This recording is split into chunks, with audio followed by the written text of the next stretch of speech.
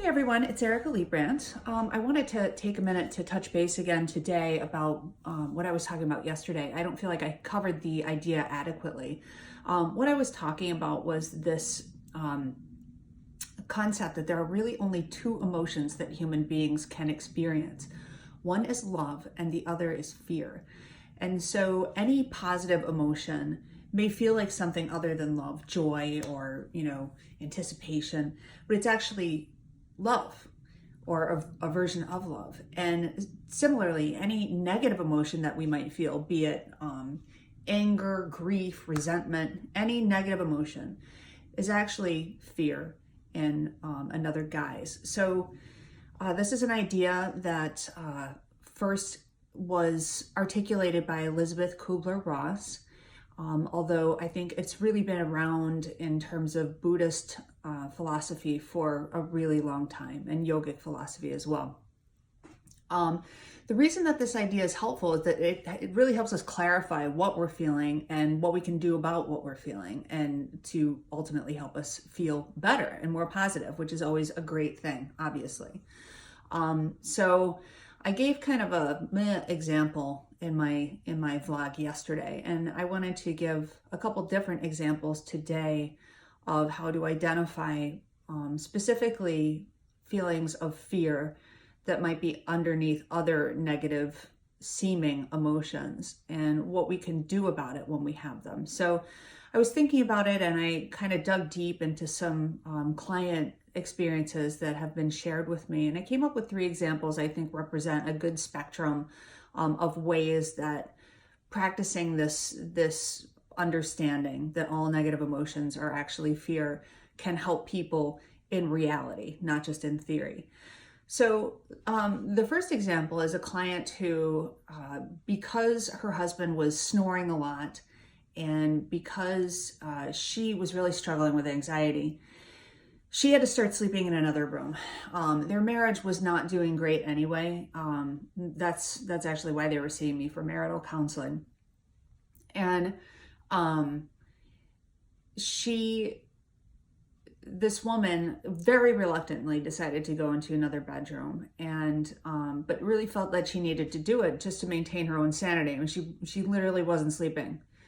She maybe get, I don't know, an hour of sleep a night for days on end, and it was just a torment for her.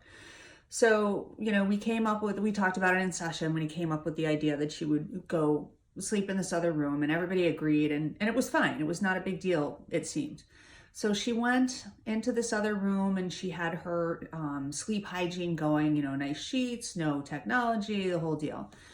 And she discovers that not only is it not better, it's a lot worse. So for nights and nights and nights, she tries everything to sleep in this different room. Now, she wasn't being troubled by her partner's snoring or body motions.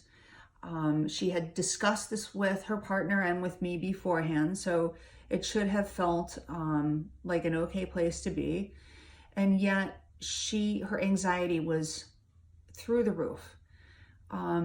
And when we talked about it in session, after a couple weeks of this being the case, she said, as she often did, I can't control my thoughts. My thoughts feel obsessive and catastrophic and out of control, and my anxiety is crazy. And so remembering this idea that any negative emotion is truly an expression of fear, I asked her, well, what do you think you're afraid of as you're lying there? And it turned out she was afraid that she was betraying her husband by choosing to sleep in a separate room. And as with a lot of unspoken, unconscious experiences, as soon as it came out of her mouth, she was able to realize that she wasn't betraying him. And also to realize, though, that if she did feel that way, there were things that she could do to alleviate that feeling.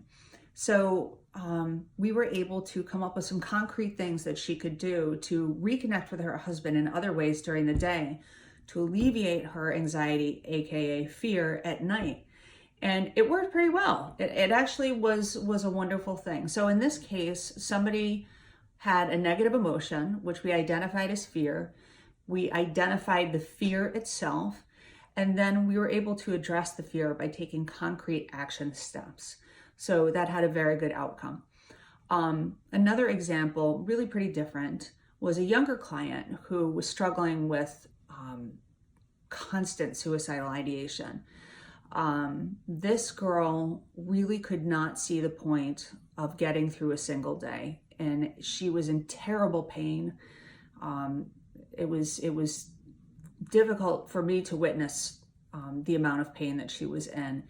And she just didn't understand why everyone else seemed to be able to live their lives and be, normal, whatever that means. Well, she struggled to have any desire to even get out of bed. It was just agonizing for her. And so after months and months and months of working together, it suddenly occurred to me. And like I said in my last video, even though I believe in this idea, I forget it all the time. I forget to ask, what are you afraid of when someone's experiencing a negative emotion? I hope to one day not forget it anymore. Maybe these videos will help pound it into my own brain. But anyway, I finally remembered to ask her, what is it that you feel sadness, you feel depression, you feel hopelessness. All of those feelings are completely real. But if we conceptualize them as also really being fear, what are you afraid of? And it took us a long time, as it often does, to sort through and get to the bottom of her fears. And in this case, her fear was that life was meaningless and that there was no reason for her to be alive. There was no purpose. She had no joy.